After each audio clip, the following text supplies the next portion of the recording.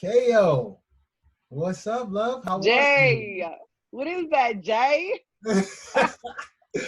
Yo, why every time we get together, we always have our teeth and gums out, yo? Yo, because that's the only way to be. That's how you know you're around the people you need to be around. When my gums is out, like, come on. That's how you know it's real. I'm not laughing for real if my gums ain't out. Because... Yo, a good thing we got good gum to teeth ratio, yo.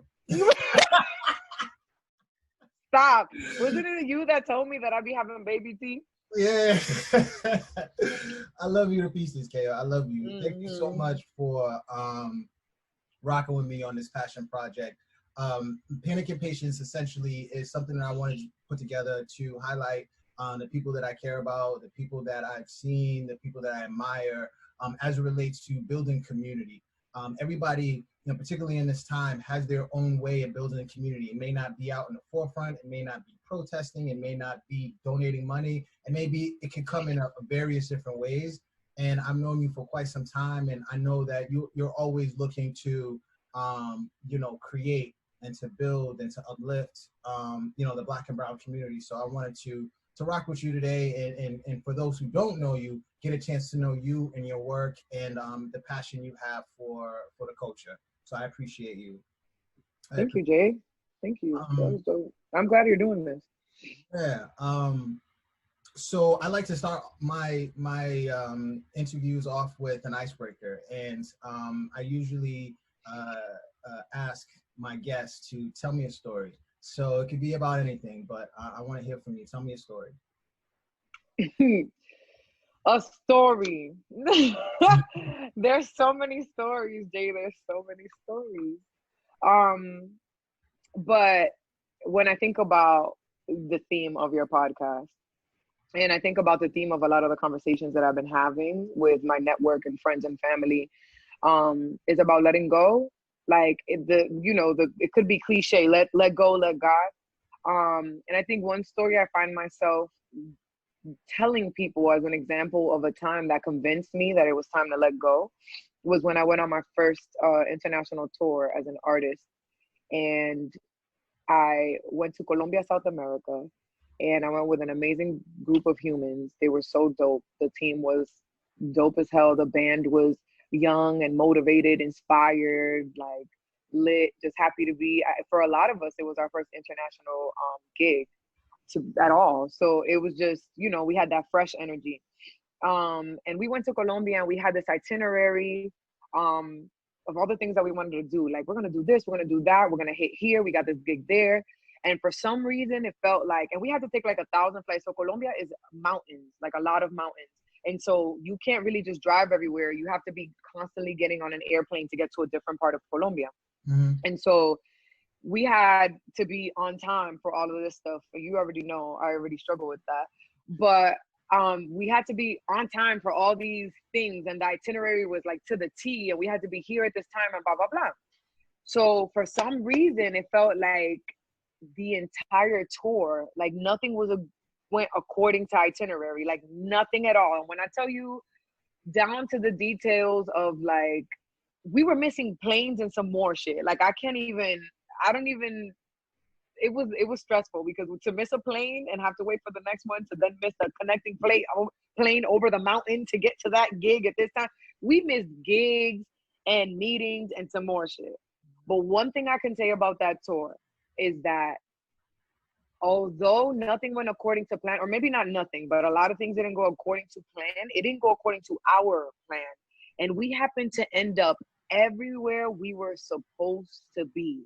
We interacted with the people we were supposed to interact with. We spoke to the people we were meant to speak to during a specific time. We connected with and networked with a group of humans that we were supposed to network. Every single time we found ourselves in a place where things weren't going according to plan, we were exactly where we needed to be. And there was a lesson there, or there was a person there, or there was a song that needed to be sung, or there's someone who needed to be reached in that moment. And after that tour, I stressed a lot less.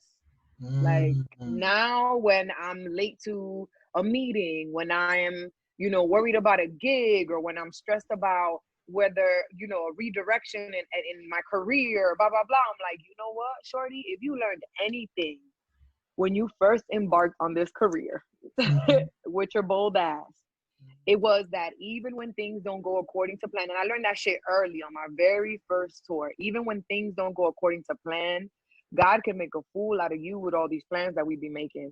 And so it's so important to stay flexible. You know how they say, like, be firm. What's that saying? Like, be firm about the goal, but flexible about the way you get there, or flexible about the journey. Yeah. I learned by force on that journey that I had to stay flexible, because at the end of the day, what's the point of stressing if I ended up everywhere I was supposed to be? And so even if I'm late to work and I'm anxious and blah, blah, blah, it's like, you know what? God is keeping me from a car accident or something. There's a reason why I can't get to where I'm trying so hard to get to where I'm going, and it's not working. Just So wasn't be meant to loose. be. Wasn't meant to Yes, be. exactly. It's like when you're on a boat and you try to fight the waves, if you keep your knees stiff, and the key is to keep your knees like flexible so you're not busting your ass. It's like that. Like, life is gonna go like this, and it's gonna go like this. And the key is to keep your knees flexible. And so, yeah. I love that story. And I think it goes well with the sort of the theme of this podcast, which is panic and patience. I think that with a lot of us, particularly change agents, we are always dancing on the line between this sense of urgency, and that we have to get this thing done, whether that's a project, a song, a concert, an event, a movement, but also understand that anything with significance takes time, right? And so for you, you know, you knew that you had something to do, but to kind of be centered and to be present and to really understand that this journey doesn't go in a straight line. You know, it's all about this. And so if you had got caught up in your itinerary, you might have missed some really, really beautiful moments and missed out on some beautiful people and some experiences that I'm sure have impacted your life, and how you move in the world. It will forever. So I think that story is so much aligned with the theme of this podcast. And so what I want to get into with you is your journey through music, and not so much, you know, the songs you sing, that's all good, but I feel like for a lot of artists, music is much more than just hitting a note or listening to a particular instrument. It's so much deeper in your persona, in your essence. Can you tell me about, you know, your introduction to music and sort of your journey and your evolution as a woman? Yeah. My introduction to music is actually kind of funny. I come from my father's side. They're musical. They dance. They play all the instruments. They be up in everybody's music videos and some more shit in the Dominican Republic. And my grandfather was a famous novelist. He passed away in 2007. And so the arts and creativity runs through my blood, but I was raised on my mother's side, which that wasn't the case on my mom's side. And so music very much raised me, very much so raised me. And so in the moments where my mom dropped the ball, and I don't say that, I don't have a bad mom. I have an amazing mom, who was there, and the reason why I'm a strong ass woman is because of her, right? So dope. Shout out to mommy. But there was her being an immigrant from the Dominican Republic and raising a child in the United States of America, and all the shit that I was learning. There was some things that mommy just couldn't keep up with naturally as a Dominican mom, and so I tapped into music. The way I was introduced to music though was funny. I was in the second grade, and my teacher, I was a talking ass kid, still a talking ass kid. And so my teacher was like, Kaovanny, because ain't nobody called me Ko yet during those times. Kaovanny, if you don't stop talking, I'm not going to let you be a part of this new extracurricular activity that we have going on, chorus. And I was like, what the hell is the chorus? And I'm like, but I'm missing this shit. Y'all better stop talking to me. So I stopped talking to everybody that day because I wanted to go to chorus. I wasn't about to miss out. So I go to chorus, and they're teaching us songs and how to do like the whole like call and response and like ripple effect. And when I tell you, boy, the first time I sang John Jacob Jingleheimer Smith, his name is my name too. Yo, at the top of my lungs, I came home singing that shit, and I was like, Mommy, try this with me. Try. You have to start a little bit after John. And she's like, yo, if you don't shut the F up, I swear. So that was my first encounter with what music looks like as far as like performance and like gathering with other humans and doing music together. I've always seen that like on TV, the Selena movie, you already know, like Every young Latina musician lives by that movie, and Right. her performance was a huge example for me. And so the way I was introduced to it was in a very obnoxious way, and I got on my mother's nerves. And then little did I know, the more I got connected to my father's side over time and life, I started to realize, oh shit, like I belong here. Like this shit is actually in my blood. And so like I was saying earlier, from then on, it raised me. Like I was listening to the Whitney Houstons. I was watching the boldness of Celia Cruz, a salsa artist. I was learning about love through Jill Scott. I was Hey. like, you know what I mean? Like it just, they taught me, like they raised me. Like there was things that as a Dominican woman, yes, my mom gave me a lot of gems. And then there was other things about growing up as an Afro Latina, as a Black woman in America, that were very different, that taught me a lot of different shit. And I got that through music. I got that through all the women I listened to in music. So my evolution as a woman is my evolution in the women that we listen to, the Badus. The Beyonce's evolution was crazy for me growing up. The, you know, who else can I name you? The Sade's, like, for even Sade was an example to me. The way that she honored herself and was able to leave the game for however long she wanted and come back after 10 years and be like, you know what, I'm dropping an album on y'all. Like, you know what I mean? Like just, and you know, I don't even have to mention the L Boogies. Like Lauryn Hill's album literally raised me and taught me how to honor myself and respect myself as a young woman, and how I could still be a bad bitch and not have to be, you know, whatever. I don't want to judge anybody's journey, but mine is very similar to the Lauryn Hills. You know what I mean? So that's pretty much what I can say about my evolution in music. Like that should pretty much raise me. Yeah. And so I love that. I love that story and that explanation. But I'm also curious as to how the lyrics of this music have inspired or educated you on what's happening in the world, because you know, coming from, you know, a Dominican family and being raised in America, there's some similarities, you know, obviously from the colorism aspect, and you know, some cultural things that are similar, but things are very different. And so you have this outside world which is American, but in your house, I'm assuming it was very Dominican, right? And so your mom raised you in a way that probably had a ton of Dominican cultural traditions. However, you still have to maneuver in a world that's very American. And so were the lyrics educational for you in that way? And then did that influence you in your own when you began to learn how to write and create songs and sing on your own? Because you can only do but so many covers, right? Then you have to go out into your own and create on your own. How was that like for you?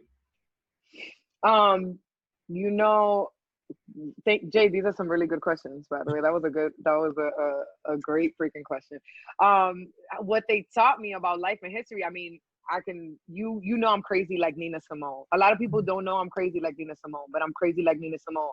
Was the dope thing about the way you and I met, Jay. You were in your creative space and you were doing photography, and I was doing live performance. And you know, like you said, I could only do but so much covers, but you know me, even with covers, I don't do anything that I can't relate to or I haven't been through. Like there's just no way, the passion that I have when I'm performing, there's just no way I'm gonna do something that I don't bang with and for it to come out. You're gonna know something is wrong with my performance. And I'm sure you have seen thousands of my performances, and I've been in a couple compromising situations where I sang some shit I didn't want to sing and someone else wanted me to sing it.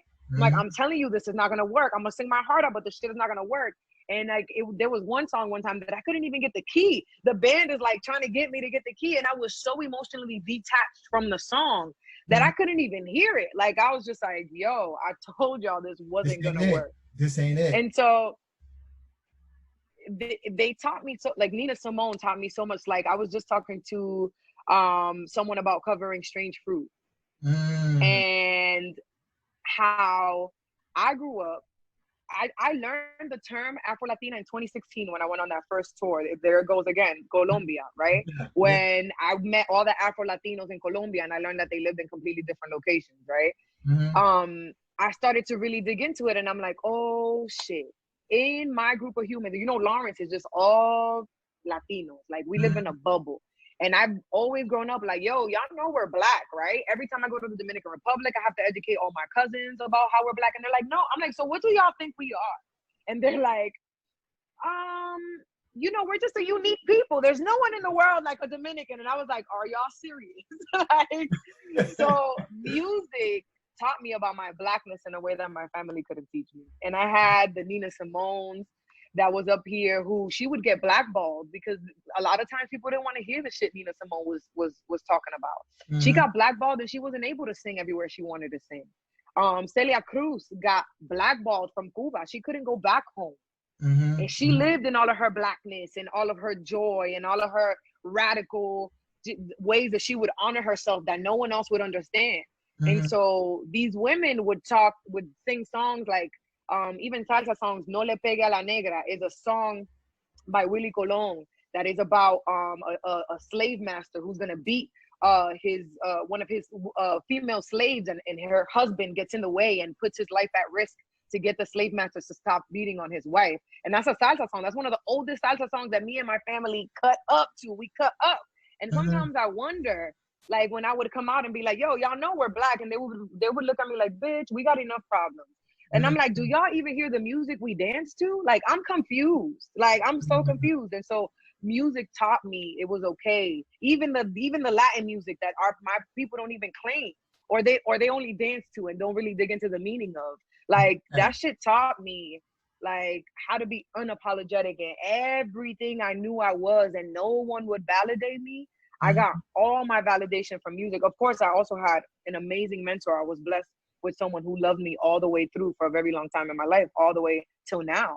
Thank God.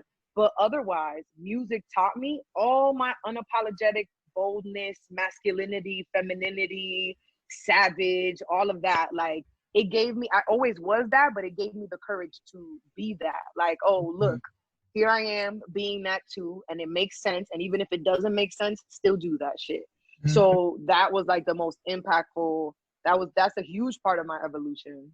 I love that. I don't know if I answered your question because I know I went 1,000 ways. Absolutely did. I got chills listening to it because, you know, for me, music is such an important aspect of my life. Just, you know, whether it's a trigger for a moment. If I hear a song, it's a trigger for a moment that I experienced growing up, or if it has this aspirational aspect, whether it be about love, whether it be about hustling and hip hop, whether it be about, you know, when I listen to Stevie Wonder and him talking about like the movement and the struggle and the pride with being Black. So what you're saying is so real because I get it. I feel it. You know, I feel, and when you're talking with so much passion, it gives me chills because it makes me feel like I'm not the only one. You know, I'm not the only one.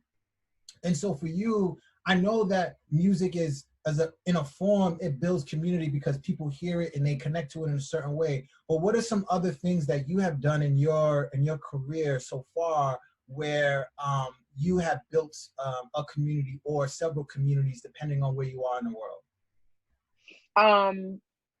The dope thing about that question is, Jay, that I'm realizing I've recently come to this epiphany with my network of humans, my closest people and myself, about how like, oh shit, we're getting all these opportunities and all we've ever done was be ourselves. And these opportunities that are coming are in line with everything that we've just been naturally doing, everything that we are, the way we've just already been living, the people we've been talking to, the things we've been doing. It's like, I don't have to do much to pull any proof, you know, to pull any proof that I'm ready for these opportunities because I've been walking it. And so thank you for that question. And what a lot of people don't know, as an artist activist, I've been involved in the human services field for about 10 years now. And so I mix, as an artist activist, I mix those two worlds because I know that music can impact people on levels that I can't see, in places that I don't even know people hear my music. But what's very important to me as a person that loves and stands for humanity on a very deep level and as an empath, I feel that like social work, and I've done case managing. I've case managed homeless families. I've mentored children. I've been a parent aide. I've worked with the Department of Children and Families. And so I've created programs. Everywhere I've gone, I've created a program that has to do with musical healing. And Mm-hmm. so in Florida, I worked with an organization where I case managed homeless families, and I created for the children that lived in these shelters. When they would come home from school, they would come see me after school, and I created a program for them to bond through music. And there were immigrants, there were Mexican children, there were Black children, there were Caribbean children, all sorts of children, and they didn't talk. A lot of them didn't talk to each other unless we made them. And so I created this after school program where they had to bond with each other, and they had to make this music together, and they had to create community, because you know what, y'all are all struggling, and if you're all going to live here in this shelter in the same situation, you're all going to humble yourself and you're going to build each other up while we build ourselves up. And so I created a program there. And then when I came to Massachusetts, I created a program within a program of New England Community Works, and they're contracted by the Department of Children and Families. I created their parent aid program there, and I also tied it into music for the kids, and I did a music class, and I got them prepared for performance. And these are the most at-risk youth in Boston, and these Mm-hmm. kids go through the craziest shit, but one thing that they would make time for was to come and collaborate with each other. But the one place they knew that they were safe, the one place they knew they could be creative, the one place they knew that they could be free was within our organization, within that program. And we would get these kids to do things that no social worker could. And they would go on the run, and the only people that could talk to these kids was us. And they would call us and be like, I'll meet you in this park. I'm not going to tell you where you at, but I'll come where I'm at, but I'll come see you, you know? And so I created this connection with these kids through music and through just humanity, from just off of them being able to experience my humanity even outside of music. And so those are some of the ways that I've created community. I love it. And not only that, I feel like I'm a huge I'm a plug where I network. I know you have experienced a lot of people that you know through me, and vice versa. And so I'm a part of communities that we all kind of do that. And Yeah, so yeah. that's another way that we've created. Even the way you and I met, you were on your photography shit, I was singing. You would yo, Jay, to this day, I have yet to meet someone that can capture me live the way that you can capture me, Jay. Like literally. And there's a reason why we stayed connected the way that we did over time. Right. And it was that community. That was one of the communities that I surrounded myself with, and it ended up becoming a melting pot. So I've done it with adults, kids, parents, social work, homelessness, whatever. Wherever I am, I'm that person that's creating community, and I'm giving y'all something to do together. Y'all are gonna end up doing something together. That's the only way we're gonna make it out of every single one of the situations I've ever had to work in. So That's so special. I think that's so special to because there's this I was talking to another guest, and they were talking about this idea of a job, you know, loving your job, and then your job becoming your life. Like truly, like you are in love, like truly with passion. You are in love. Everything about you is music. It's not like I'm going to do this performance, the music turns off, and then I'm going back to do, like, everything you do, the music is everything. Yeah. to do it. And I think that's so special. There's a couple of projects that I want you to touch on that I think are really dope. The first one, tell me, what is Amazon Women? What is that project about? So Women of the Amazon is my business that I filed in 2018, fall of 2018. It was inspired again by my first tour in Colombia, South America, when I met the first Afro-Colombians I ever met in my life. And they spoke to me about where they're from, this place called El Chocó in Colombia. And they told me that's where all the Afro-Colombians live. And, you know, a lot of them are very uneducated, and they're cut out from resources. So they travel to other cities and towns that have more money to be able to work in hotels and places of service and waitress and all that stuff, but they travel really far from where they live. And so I started an organization. I said, when I realized, oh shit, like, I knew that the Black struggle was worldwide, but for the first time I saw firsthand that the Black struggle was worldwide, and that should change my whole shit. Like, my whole vision. I was like, right? To know is to experience. Yo, Jay, I was like, yo, this shit is they got us fucked up worldwide, Jay. And I was like, yo. Oh man. So Women of the Amazon came from that, and the theme Women of the Amazon comes from my mentor. My mentor used to use the term, wow, like when we would see like an Amazon woman come in the room, like with a big presence, we would be like, wow, that's an Amazon. Like, and I don't know what made him start using that as an analogy for like a strong woman. But, well, you know, Superwoman, she's an Amazon woman, and they're strong and they're savages and they don't need no man and they fight their own battles and all that good shit. So I'm assuming it comes from that same family of thought, that same school of thought. So whenever we would see a shorty, like a strong shorty walk into the room with an ill presence, we'd be like, yo, that's an Amazon. And then there would be we would, at first, it would be more like of an appearance thing before we knew anything about the shorty. But then we would meet more petite women that we would be like, yo, but that's an Amazon. And so we started to understand that it was a presence thing. And we're like, yo, so women with very big, it was a presence thing. And so growing up, I've always been an Amazon in every way, shape, or form. And my mom and certain people with the old school teachings like, yo, don't be so loud, or people are not gonna like you, or like, oh, don't tell men you like women. They will never bang with you. So keep that as a secret. Keep that to yourself, because that was a phase.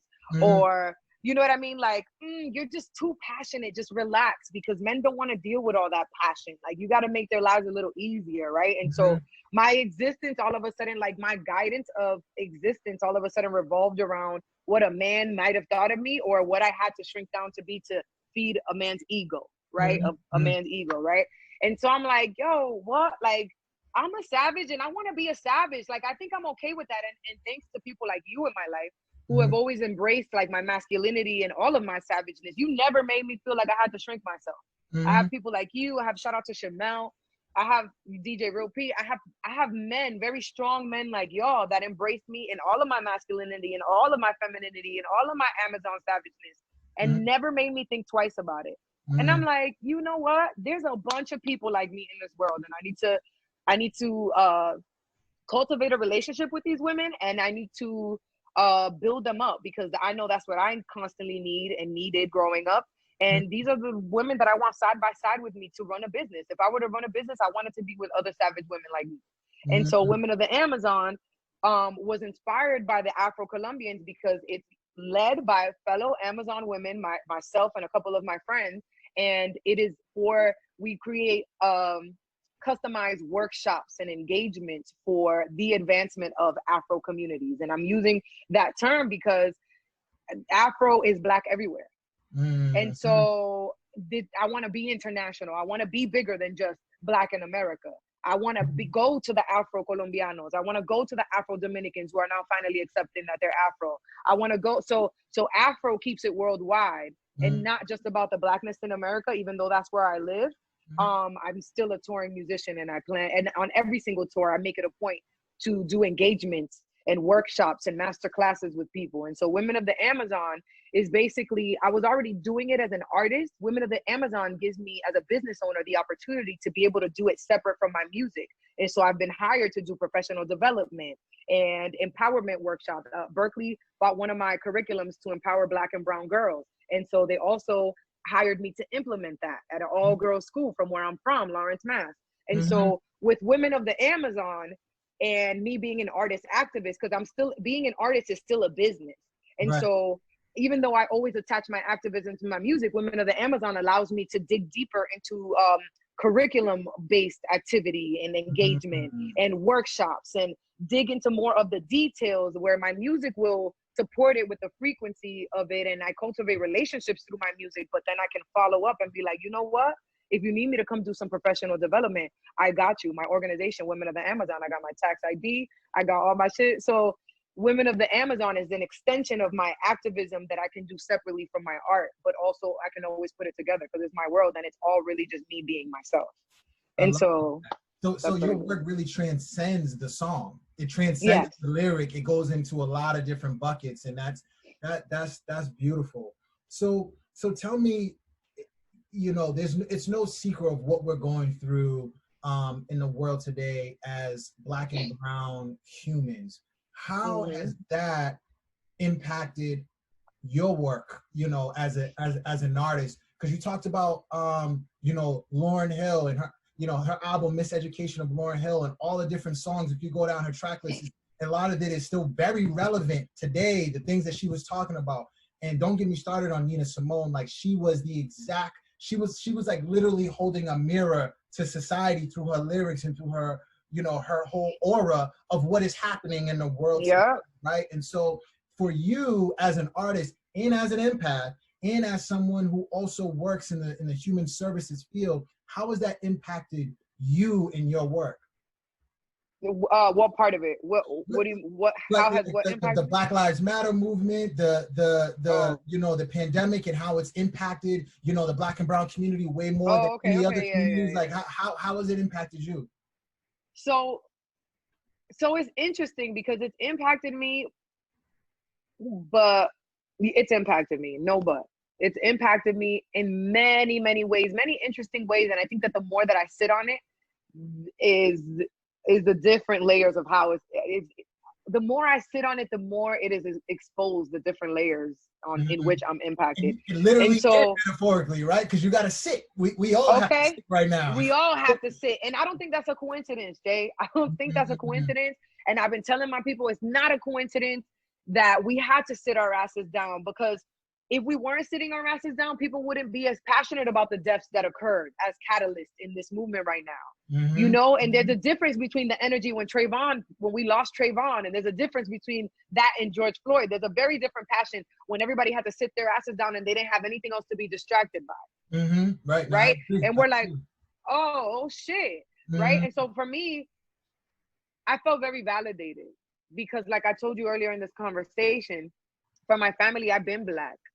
Whether they wanted to accept it or not. Now I got all these Latino family and friends that they're like, oh, Latinos for Blacks or Afro Latino. Now there's more more people claiming Afro Latinidad than ever. And I'm so happy. But when I came back from Colombia and I was like, yo, y'all, you know, we're Afro Dominicans, right? And they're like, you're doing the most. Like, that's how people would respond to me. Right. And so this shit validates the fuck out of me, Jay. Like, I don't know how else to say it.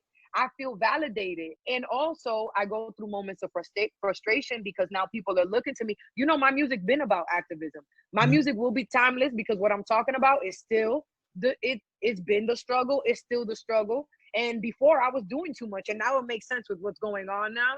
So it's like, I have to have patience because I know there's a time and space for everything. And I understand that. But I also get frustrated for the people who are just, you know, my family and friends. And I'm like, yo, listen. And they're like, Ko, let's do this. Ko, let's do that. And I'm like, listen, this is my fight all day, every day. My artistry is all about this. This ain't nothing new for me. So if you want to do a song about activism, go ahead, my love. Like, be my guest. Everybody that wants to fight now, fight in your strength. But don't get on my phone talking about, Ko, I want you to do this. Ko, I want you to do that. Because Ko been doing this shit and Ko been Black. I've been Dominican and Black. And so I go through those moments of like, I'm a chill. Because I know that when I open up my mouth or when I stomp on that stage, Jay, y'all know what I'm fighting about. I know that I move shit when I do that, right? And so I've been very still. I've already went through my wave of frustration. Like that's a lot of that is ego too, right? So it's like, girl, sit down. It ain't like you the first person fighting this fight. I have to check myself too. So it's like, Ko, shut up and have a seat, right? So I'll go through that wave of emotion. And then from as far as my music goes, I'm like, all right, shorty, it's time to buckle up now more than ever. Ain't nothing changing in the shit I'm talking about. But I know something is gonna change now in the attention. And one thing that we know about a business, you start businesses, you are a businessman, you are an entrepreneur. If I can explain you in any way, Jay, it's an entrepreneur. I can't say you're a photographer, I can't say you're a videographer. You do 1,000 things. Like you're an entrepreneur. You got Forever Inc. You all these things. And what more do you have to do, Jay, besides what you've already done? Right? Like you've been fighting this. I've been in your fight. That's why you and I got pictures like this together. Like you the hypest person when I'm sitting there talking about the life of a Black man, you will come on stage and perform with me. Right. And so I'm like, yo, now it's really time. Jay, if we ever put on before, and I need to I'm posting that picture this week for a throwback or something. If it was ever a time for me to turn up as an artist, it is now. And you've been turned up with me. It don't matter if the songs were old covers or new originals or whether people knew the song or didn't know the song, if you were about that fight, you stood right next to me, just like this, just like all the other people in my network. And so it's impacted me in that way where it's activated me, and I'm just like, yo, now my network is really gonna put on. Like, I'm like, oh, okay, God, I see what you sat us down for, because every visionary I know has just been in this time of sitting down. Has what we've been doing. It's almost receiving, like we're even more dangerous now. We're even more dangerous. Exactly. That's exactly. So I feel even more dangerous now in the best way. I feel even more dangerous. That's how it's impacted me. I go through my sadness being an empath. I gotta find my balance with getting off of social media and all that good shit so that I don't go into a depression. Right. But that my passion, God gave it to me for a reason, and I'm not gonna use it to have it make me crash and burn. I'm gonna use it to set myself on fire for what I believe in. I love that. And so that's where I'm at. Like, that shit right now is happening. It sets me on fire. That shit makes me cry, but it sets me on fire. And if I was a savage on stage before, can you imagine the demons I'm gonna be stomping now? When they open up outside? Like when they open up outside? I did it. I was doing it on IG Live in my room by myself, Jay. Right. All throughout quarantine. That's how much I couldn't hold it in. You can't. And there's so many movement, like with you in particular, there's so many movements that you're pushing within the movement. And the movement is about from a human experience, but there's a lot of layers when you're talking about humans, right? Fitting into buckets is the wrong word, but there are these communities that all need love and all need support, one as humans, but in how they live their life. And one of them, I know you're incredibly passionate about the gay community, and you're incredibly passionate about the trans community. There's a project that you're also promoting or supporting with so much passion called the Trans Lifeline. Can you tell me what is that about? So basically what I did, so all through, like I mentioned, doing my lives, all throughout quarantine, I did a live for about 2 months. And I did other people's lives as well. And I donated meals to families in need during quarantine. And then when everything started setting off, all these organizations started coming out that were receiving donations for Black lives. And so as a queer woman, the Black trans struggle is one that is very personal to me, very personal to me, my family, my network, my friends, people that I hold closest to my heart that I would die for. Their lives are in danger, in a very different way. And this ain't the oppression Olympics. Right. However, this whole shit is about everybody killing Black people. Yes, there are different fights within the fight, like you said. There are different fights. There's a fight for Black trans lives. There's a fight to defund the police. There's a fight to make everything fair across the board. Politics, everything fair across the board. That is the main fight. So the fight is Black Lives Matter. But there's all these compartments that we cannot ignore. Right? And it's not that I'm saying, oh my God, look, this group of people is more in danger, but that's the fucking reality. So it's like, so what? So you don't think it's worth mentioning that even worse than the Black man that we're highlighting, there's someone in the Black community that's even worse off? And we don't think that's worth mentioning, right? And so I'm passionate about it because a lot of times people praise me for holding my community accountable, my Latinos, my white Latinos, my family, friends, whoever. I don't care. Everybody's going to get it because I'm more passionate about the purpose than I am anybody and anything else. Right? So everybody in my path, I'm holding accountable in that way. So I get praised for it. Oh, shoot, look at a Latina calling out the Latinos. And the moment I'm like, yo. But can we talk about the community attacking our Black trans lives like dramatically? They die in dramatic ways, Jay. Like shit we can't even, I'm not even gonna get into because I'm not trying to trigger anybody, but it's like dramatic ways, right? And so whenever I'm like, yo, but can I talk to you about the accountability of your community? Like, for example, I spoke to someone who's also Caribbean, a Jamaican man.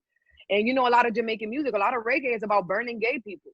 Right. And killing gay people and torturing them and getting rid of them because they're not worthy enough to be living on this earth is how they feel. And that comes from religion and that whole thing, all the systems we got to break down, right? And so when I held them accountable, he was in the beginning of the conversation, we were talking about checking Latinos and whatever. And I'm like, okay, so let's talk about your community. Let's talk about the manifestation in your music and how we talking about burning my people. And then the answer was, oh, no, I feel like that's a distraction though, because if we talking about Black Lives Matter, aren't we talking about all Black lives? And I said, but are we, when I bring up a Black trans life and you don't even want to talk about it? Right? But is it about all of us when there's more Black trans lives missing every day than there are any other Black lives? Right? And so you praised me for checking Latinos, but this person, they were a musician as well, a Jamaican musician.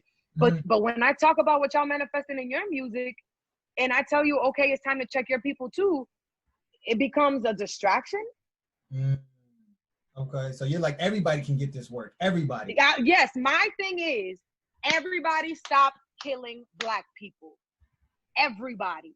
Even we have internalized the bullshit, right? Because look at how we discipline our kids. My friend brought this to my attention the other day and said, you ever thought about how Black people are so willy-nilly to beat their kids when disciplining them, and white people they be shocked and appalled? Who taught us that though? But who taught us to discipline each other like that? The slave master. And we perpetuate the behavior while white people are like, oh my God, they're savages. Look at how they discipline their kids. They beat them. I would never beat my kid. I put my kid in timeout. Well, guess what? You're the one who taught, well, white supremacists, not all white people. I'll correct myself and communicate responsibly. You ever thought of that? How that trickles down the pipeline? That behavior? You know what I mean? Are we we got to address it all. Everybody stop killing Black people. Yes. Is my passion. And so, like I said, it's not the oppression Olympics, but everybody's going to get it. Everybody's going to get it, especially the ones that are most at risk. Like, come on. You're not going to act like it's not worth mentioning.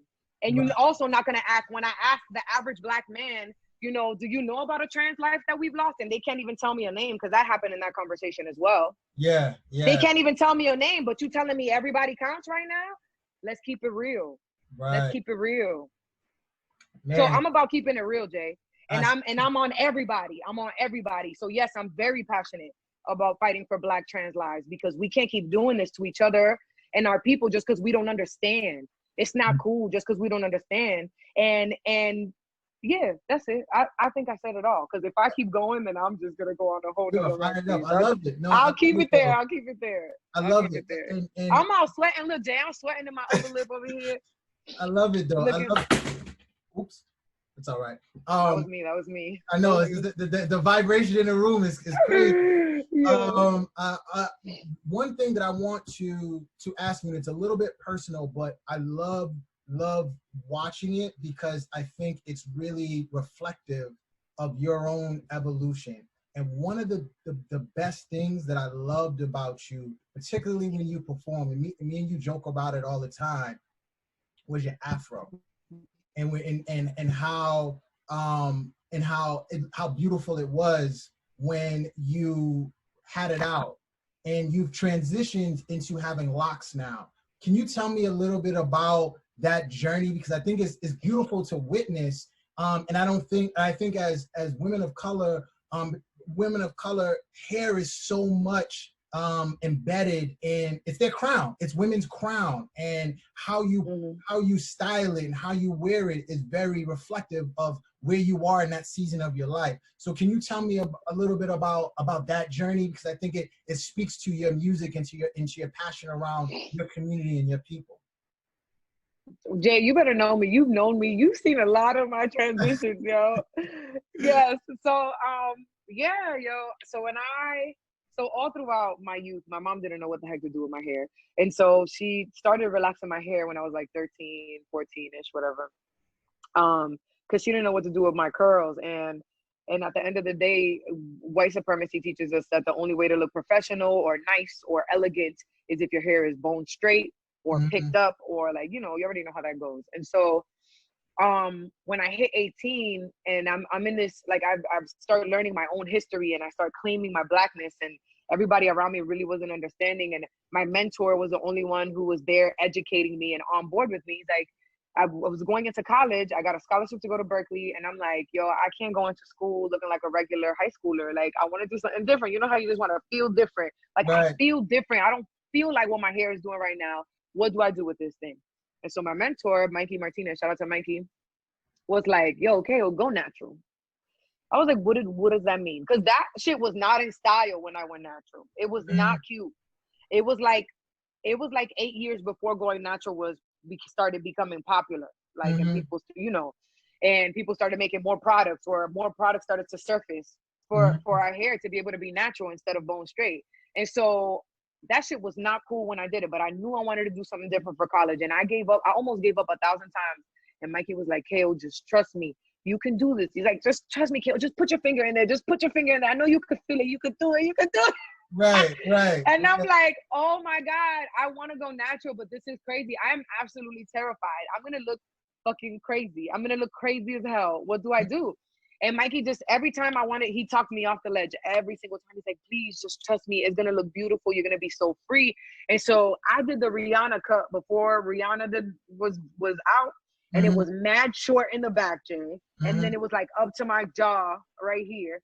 And when I cut it and they blow dried it, you already know I was mad hyped. I had my little bob because right, you was crushing it. And then when a drop of water fell on that thing, it was a wrap. And my hair was like, I was like, ah! Yo, Jay, that shit was the scariest thing ever. It was so scary. I rocked my hair straight for like 6 months straight. But no, when I finally grew out of that fear and I realized like the power in it, I started rocking my shit out. And I had like this short little fro. And I was like, you know what? In the summertime, there was no way I was going to be straightening my hair. I'm like, girl, if you're going to be free, just be free. Like, this is ridiculous. Why are you still straightening your hair and you natural? Like, what? But I didn't have a lot of examples around me though. Like everybody was bone straight, or, you know what I mean? Like, it just wasn't a thing. Not even like protective styling was that popular from where I was living. Yeah. And so whatever, long story short, I get through it and I'm in my boldness. Then I go to the Dominican Republic. What was that for? I go to DR and these women are literally, they see me walking by and they come out of their salons and they're like, hey, La Grande. First of all, they call me the big one because everyone on my mom's side is petite and I'm tall. I'm the Amazon on my mom's side. And so they be like, La Grande. Then hacete un derrizado. Like, let me perm your hair because you look crazy. I need to come over here so I can put a relaxer in that thing. That's how people received me in the Dominican Republic when I first went natural. So time passes by. Fast forward. Remember I told you I did it like 8 years before it was popular? Yo, a decade later, I go to the Dominican Republic and I hadn't gone to a salon in about a decade because all they do is talk shit to me when I go to the salon. They don't know what to do with my natural hair. So I go because my cousins were getting their hair done or whatever. And I go to say what's up to the lady in the salon. You know, we know the whole village and shit. Like, you know. Right. And they're like, oh my God. And at this point, my hair is already big, curly, whatever. And these shorties got the nerve. The same shorties that was standing outside the salon offered me a relaxer. They were like, oh my God, I wish so much that my hair would curl like yours. I've been trying and trying and trying. I just can't get it to coil. And I'm sitting there like, wow, this is an ironic conversation. But still in that moment, even though it was like a little bit of joy, like, oh shit, look at my people trying to go natural, I knew that it still came from a vain place because that shit was getting popular now. Like to have the big curly hair was now popular. And I was like, you know what? It's bittersweet, but I'll let y'all mother have it. So I kept it pushing, but that was validating for me. And then when I got my locks, it's going to be a year now, August 8th. So I'm at my 11th month. And I went through a point last. It looks beautiful. Thank you, Jay. Thank you. I went through a point last year where it was the same crossroads. I just didn't feel like I identified with my hair anymore. And my hair wasn't identifying with me. Like, she was brittle and dry and not working with me. And it just wasn't the same fro. Like, I'll show you, Jay. I'll send you like some photo shoots that I did right before I started locking it. And you could see like my hair just started to look like straggly and just, I wasn't identifying with it. And I think a part of it was me not watering my grass. I wasn't really taking care of my mane like that because I was more taking care of my mind. I went through a phase where I was like, yo, I kind of don't have time. And it's hard to go through that shit as an artist because evolution though, it's joy and pain, right? It's joy. Exactly. Yo, but let me tell you, Headwraps were my best friend. Ooh, Headwraps were my best friends. Okay. So I finally went and I had 2 locks, which they're short now because I cut them to be the same length as the rest of my hair. This is one that I had for 7 years. And then the other one is up here somewhere. And so I had those 2 all this time. And then I looked at them and I said, you know what? I think that's where I'm at. I think I can commit to the whole lock process because I don't feel like my hair reflects my strength right now. It was it Mm-hmm. was dry, it was breaking, and it was curls. And you know, the average person would be like, "Oh my God, your girls." They would still be like, "Your curls are so beautiful," blah blah blah. And in my mind, I'm like, "Yo, but I don't identify with this Right, anymore." Like, right, if only y'all knew how unhealthy my hair is right now, or what's going inside my mind is something crazy. And right. so I was like, you know what? I need to shift to a place where I identify with this hair, because if not, I'm gonna be wrapped up all the time, and I'm not gonna be happy with how I look. I need to make my outside match my inside. And so locks was just the only thing I can think of, the only way to go. I already had two, and they were the strongest part of my hair. The Mm-hmm. strongest part of my hair, the immovable two locks that I had for 7 years. Mm-hmm. And I was like, you know what? This is the kind of strength that I want to embody. This is the kind of strength that I want in my whole head, not just these two pieces that were just for style at first, you know? Yeah. And so I was like, all right, I'm doing it. Oh, and I still went through a humbling process. Boy, this process is so humbling, it's crazy. Yeah.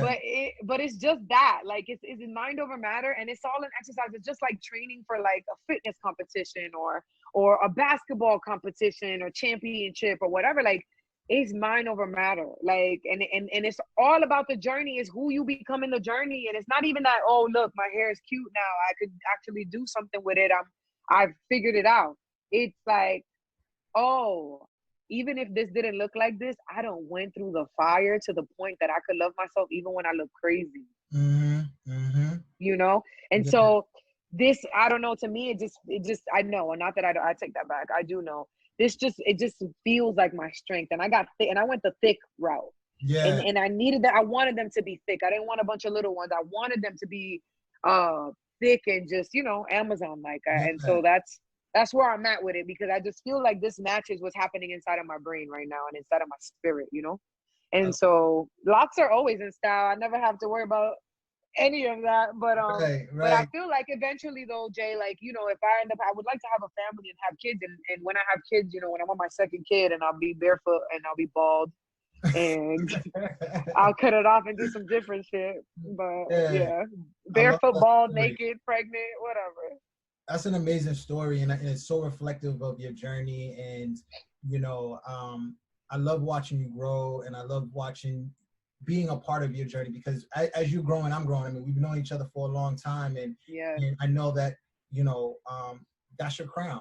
That's your crown, and the fact that you've been able to articulate your inner strength matching your outer beauty is something that I think these young girls, particularly these Black and brown girls who have been ridiculed and sort of demoralized based upon how they should or shouldn't wear their crown, I think is so important. And to see you and your beauty and your strength to be able to articulate why you did what you did, and going literally left compared to what you've been taught, and what has been celebrated as far as what am I supposed to look like? What is an artist supposed to dress like? What is an artist? How is a woman supposed to rock her hair? Or be in the world? And you've done so much inner work, and I see it, and I think it's beautiful.